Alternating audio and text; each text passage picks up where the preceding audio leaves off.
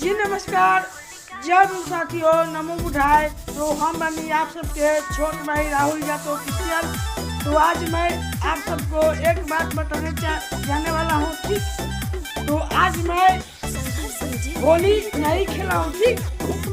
आप लोग अबीर देख के सोच रहे होंगे कि अरे भाई तो अबीर लगाया है, होली खेल रहा होगा। देखिए जो अबीर है ना, भौजाई अगल बगल के भौजाई लोग, भाई लोग, चाचे चाची लोग लगा दिया है जबरदस्ती। तो बताइए नहीं लगाएंगे तो पूरा मान जाएगा, इसलिए लगा लिए हैं। हम होली नहीं खेले हैं क्योंकि जो होलिका है वो हमारी जात के हैं, हमारी माँ से माने हैं, हमारी बहन से माने हैं। तो इसलिए हम होली नहीं खेला है, बाकी लोग होली खेला है। और जो लोग खेला होली ना, जैसा करेगा वैसा फल पाएगा, ठीक है। जो मेरा काम है, जो मेरा धर्म है, वो मैं धर्म निभा रहा हूँ। और बाकी आप लोग